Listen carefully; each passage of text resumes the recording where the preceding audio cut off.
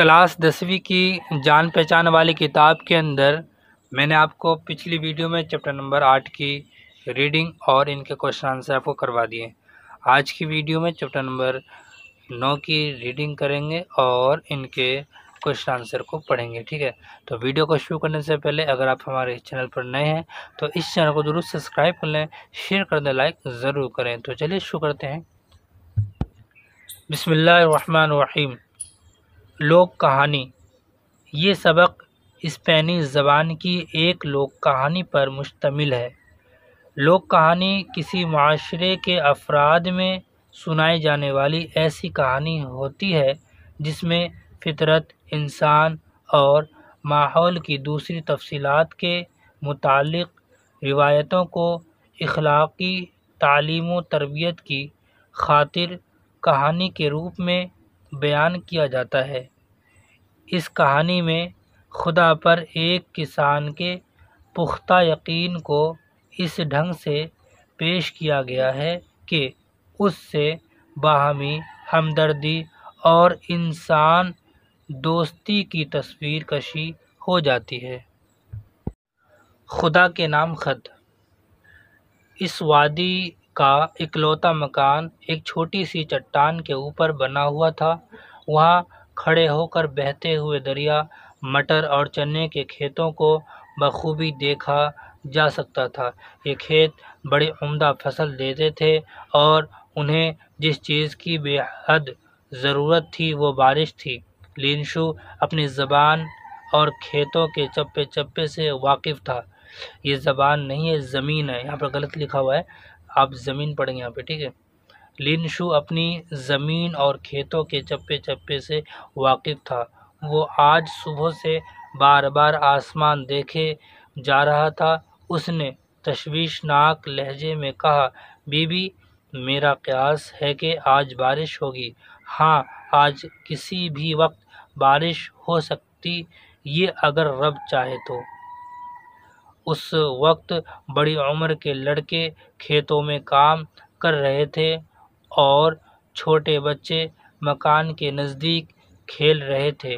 تھوڑی دیر بعد be be نے انہیں آواز دی، آ جاؤ، سب آ جاؤ، کھانا تیار ہے۔ جب سب مل کر کھانا کھا رہے تھے تو جیسا کہ لینشو نے قیاس آرائی کی تھی، بارش ہونے لگی۔ بارش کے شفاف قطرے زمین پر برس رہے تھے اور آسمان پر شمال کی جانب سے بادلوں کے پہاڑ چلے آ رہے تھے۔ ہوا بھی تیز تھی۔ لینشو باہر کھیتوں میں نکل گیا۔ اس کا مقصد اس کے سوا کچھ اور نہ تھا کہ بارش سے پیدا ہونے والی ترنگ کو اپنے تن من میں رواں دواں دیکھے۔ جب وہ گھر میں واپس آیا تو جذباتی اور جوشیلی آواز میں بولا، جو کچھ اس وقت آسمان سے برس رہا ہے وہ بارش کے قطرے نہیں بلکہ سکے ہیں، بڑے اور چھوٹے۔ پھر اس نے بڑے اطمینان سے یہ بھی کہا کہ غلے کے کھیت اور مٹر کے نئے کھلے ہوئے پھول بارش کی چادریں اوڑھ کر بہت خوش ہیں۔ ابھی اس نے یہ کہا ہی تھا کہ ایک بارگی تند و تیز آندھی آ اٹھی، پھر بارش کے ساتھ ژالہ باری ہونے لگی۔ اولے واقعی چاندی کے گول گول ڈیلوں سے مشابہ تھے۔ بچوں نے یہ دیکھا تو لپک کر اندر سے باہر آ گئے اور انہیں چننے میں جٹ گئے۔ بچے خوش تھے، لیکن ان کا باپ فکر مند ہو کر خود سے کہنے لگا، اب تو معاملہ بگڑنے لگا ہے، لیکن پھر بھی مجھے امید ہے کہ سب کچھ بہت جلد ٹھیک ہو جائے گا۔ لیکن سب کچھ ٹھیک نہیں ہوا اور بہت سے اولے گرتے رہے۔ زمین ایسے سفید ہو گئی جیسے اس پر نمک کی چادر بچھا دی گئی ہو۔ درختوں پر ایک پتا بھی نہ رہا۔ غلے کے کھیتوں کا ستیہ ناش ہو گیا۔ مٹر کی بیلیں اور پودوں کے تازہ پھول ٹوٹ کر بکھر گئے۔ لینشو پریشان ہو گیا۔ اس نے اپنے بیٹوں سے کہا، اگر ان کھیتوں پر ٹڈی دل نے حملہ کیا ہوتا تو بھی ہمارے پاس اس سے زیادہ بچ رہا ہوتا، لیکن ژالہ باری نے تو ہمیں مفلس اور قلاش بنا دیا ہے۔ اب ہمارے پاس نہ غلہ ہے اور نہ سبزی ہے۔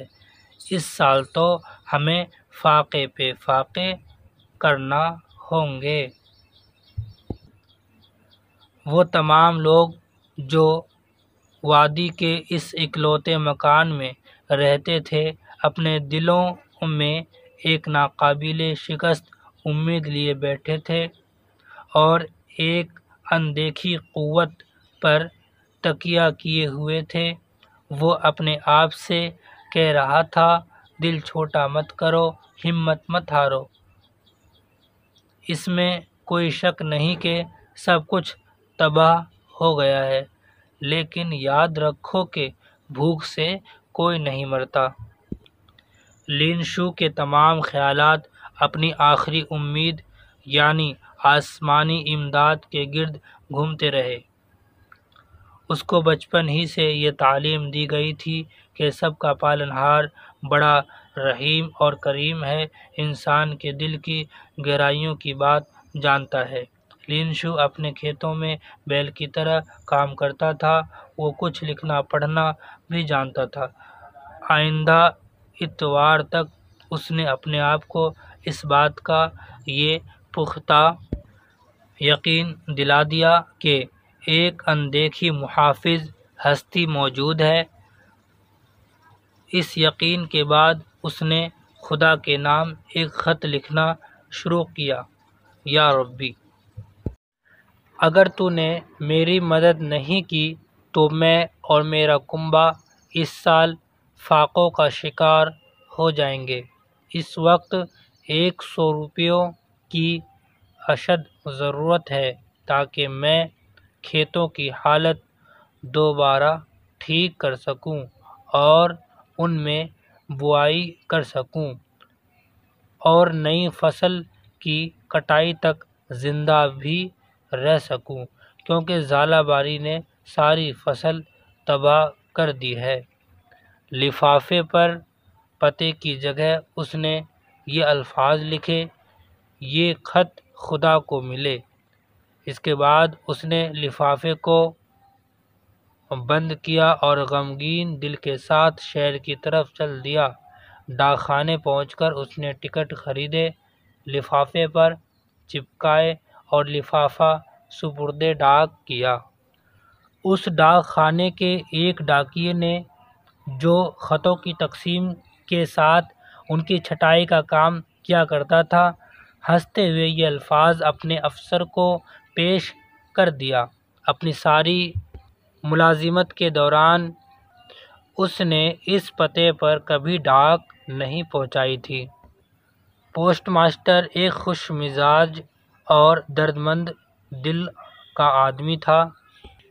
وہ اس لفافے کو دیکھ کر بے اختیار ہنسنے لگا، لیکن قہقہوں کے درمیان وہ ایک بارگی خاموش اور سنجیدہ ہو گیا۔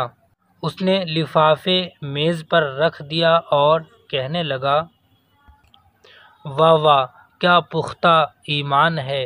کاش مجھے بھی ایسا ایمان نصیب ہوتا اور میں بھی ایسے ہی یقین کا حامل ہوں گا۔ کیا بات لکھنے والے کی، جس نے ایک پختہ امید پر خدا سے خط و کتابت شروع کر دی، واہ واہ! پھر اس نے سوچا، ایسے پختہ ایمان اور امید کو پاش پاش کرنا اچھا نہیں۔ اس نے اپنے ماتحتوں کے سامنے یہ تجویز پیش کی کہ خط پڑھا جائے اور اس کا جواب دیا جائے۔ جب لفافہ چاک کیا اور خط پڑھا تب اندازہ ہوا کہ اس خط کا جواب کاغذ، قلم، دوات، روشنائی، دردمندی اور نیک دلی سے کچھ زیادہ کا طلبگار ہے۔ اس نے اپنے ماتحتوں کو ساری بات بتا کر چندے کی درخواست کی اور خود بھی ایک اچھی خاصی رقم پیش کی۔ اس کے عملے نے اس کار خیر میں حسب توفیق ہاتھ بٹایا۔ لین شو نے جس قدر رقم طلب کی تھی اتنی تو جمع نہ ہو سکی، پھر بھی اس کے نصف سے کچھ زیادہ کا انتظام ہو گیا۔ پوسٹ ماسٹر نے تمام نوٹ ایک لفافے میں بند کیے، پھر اس پر لین شو کا پتہ تحریر کیا اور ایک چٹھی لکھ کر لفافے میں رکھ دی، جس پر دستخط کے طور پر صرف اتنا لکھا تھا، خدا۔ اگلے اتوار کو پھر لین شو ڈاک خانے میں آیا اور پوچھا کہ کیا اس کے نام کوئی خط آیا ہے۔ پوسٹ ماسٹر نے لین شو کا خط اس کے حوالے کیا اور اس کار خیر کے انجام دینے پر ایک طرح کی خوشی محسوس کی۔ اس کے بعد دروازے کی دراڑ سے لین شو کی کیفیات دیکھنے لگا۔ اس نے دیکھا کہ نوٹ پا کر لین شو کو کوئی حیرت نہیں ہوئی۔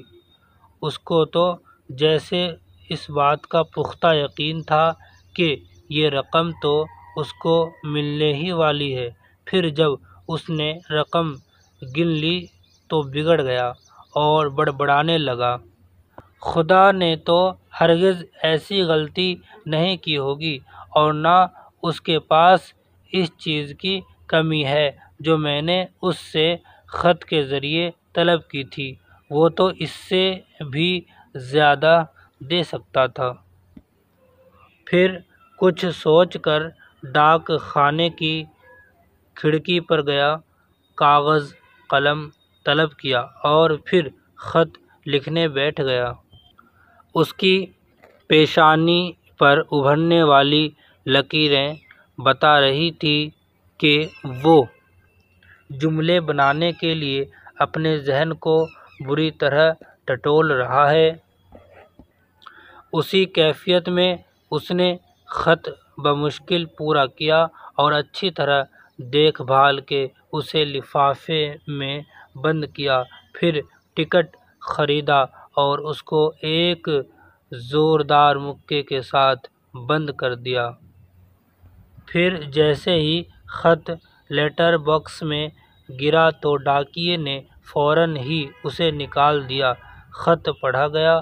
اس میں لکھا تھا، یا ربی، جو رقم میں نے طلب کی تھی اس میں سے مجھے صرف 70 روپے ہی ملے ہیں، باقی رقم بھی فوراً ارسال کریں، مجھے اس کی شدید ترین ضرورت ہے، لیکن اب باقی رقم ڈاک کے ذریعے ہرگز نہ بھیجیے، کیونکہ اس ڈاک خانے کے ملازمین بے ایمان اور بددیانت ہے۔ چلیے، میں نے آپ کو پارٹ پڑھا دیا، اب ان کے معنی دیکھتے ہیں۔ آئیے اب ان کے معنی اور ان کے کوشچن آنسر کو دیکھتے ہیں۔ قیاس۔ قیاس کا مطلب ہے اندازہ۔ شدبود کا مطلب ہوتا ہے سمجھ۔ شفاف، شفاف مطلب صاف۔ ترنگ مطلب جوش، خوشی۔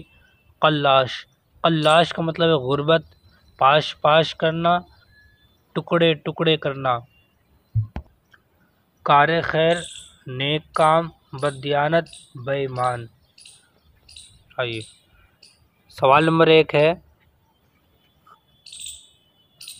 لین شو نے بیوی سے کیا قیاس آرائی کی؟ جواب ہے، لین شو نے بیوی سے کہا، میرا قیاس کہتا ہے کہ آج بارش ہوگی۔ سوال نمبر 2 ہے، لین شو بارش میں کھیتوں کی طرف کیوں گیا؟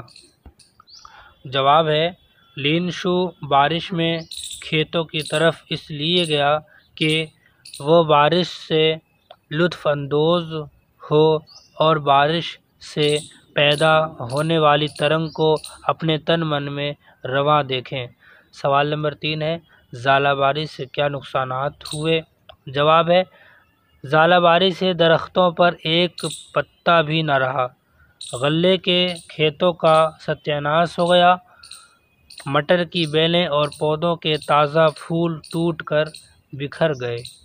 سوال نمبر 4 ہے، لین شو نے خدا کے نام خط میں کیا لکھا؟ جواب ہے، لین شو نے خدا کے نام خط میں لکھا، یا ربی، اگر تو نے میری مدد نہیں کی تو میں اور میرا کنبہ اس سال فاقوں کا شکار ہو جائیں گے۔ اس وقت 100 روپیوں کی ضرورت ہے تاکہ میں کھیتوں کی حالت دوبارہ ٹھیک کر سکوں اور نئی فصل کی کٹائی تک زندہ بھی رہ سکوں۔ ژالہ باری نے ساری فصل تباہ کر دی ہے۔ سوال نمبر 5 ہے، لین شو نے لفافے پر کیا پتہ لکھا؟ جواب ہے، لین شو نے لفافے پر یہ پتہ لکھا، یہ خط خدا کو ملے۔ سوال نمبر 6 ہے، پوسٹ ماسٹر نے لین شو کا خط پڑھنے کے بعد کیا کیا؟ جواب ہے، پوسٹ ماسٹر لین شو کا خط پڑھ کر بہت متاثر ہوا۔ اس نے ڈاک خانے کے ملازمین سے چندہ کیا اور خود بھی کچھ رقم ملا کر لفافے میں لین شو کے نام ایک چٹھی کے ساتھ 70 روپے رکھ دیے اور لین شو کا پتہ تحریر کر دیا۔ سوال نمبر 7 ہے، لین شو نے پہلے خط کا جواب ملنے کے بعد دوسرے خط میں خدا کو کیا لکھا؟ جواب ہے، لین شو نے دوسرے خط میں لکھا کہ یا ربی، جو رقم میں نے طلب کی تھی اس میں سے مجھے صرف 70 روپے ملے ہیں، باقی رقم بھی فوراً ارسال کر دیں، مجھے اس کی شدید ترین ضرورت ہے، لیکن اب باقی رقم ڈاک کے ذریعے ہرگز نہ بھیجیے کیونکہ اس ڈاک خانے کے ملازمین بے ایمان اور بددیانت ہے۔ نیچے لکھے ہوئے لفظوں کو جملوں میں استعمال کیجیے۔ الفاظ: اکلوتا، اکلوتا بچہ ماں باپ کی آنکھوں کا تارا ہوتا ہے۔ ملازمین، اچھے اور ایماندار ملازمین کی سب ہی تعریف کرتے ہیں۔ نیک دلی، نیک دلی سے کام کرنے والوں پر خدا کی رحمت ہوتی ہے۔ پختہ یقین، پختہ یقین ہی سے کوئی بھی آدمی کامیابی حاصل کر سکتا ہے۔ تکیہ کرنا، دوسروں پر تکیہ کرنے والے اچھی زندگی نہیں گزارتے۔ پالن ہار، خدا سب کا پالن ہار بڑا رحیم اور کریم ہے۔ نیچے لکھے ہوئے لفظوں کے متضاد لکھیے، یعنی کہ الٹا۔ الفاظ متضاد: نزدیک کا ہو جائے گا دور، شکست کا ہو جائے گا جیت، موجود کا ہو جائے گا غیر حاضر۔ الفاظ متضاد: تیز کا ہو جائے گا سست، پختہ کا ہو جائے گا ناپختہ، خام، شہر کا گاؤں۔ اب یہاں پر بنانا واحد کی جمع، ٹھیک ہے۔ مکان، مکانات، روح، ارواح، افسر، افسران، چادر، چادریں، سبزی، سبزیاں، خط، خطوط۔ یہ میں نے آپ کو پوری طریقے سے یہ چیپٹر کروا دیا ہے۔ ایک یہ عملی کام آپ خود کر لیں۔ یہاں پر لکھا ہوا ہے، خدا کے نام لکھے گئے لین شو کے خطوں کو اپنے الفاظ میں لکھیے۔ تو آپ لکھ لیں گے، ٹھیک ہے۔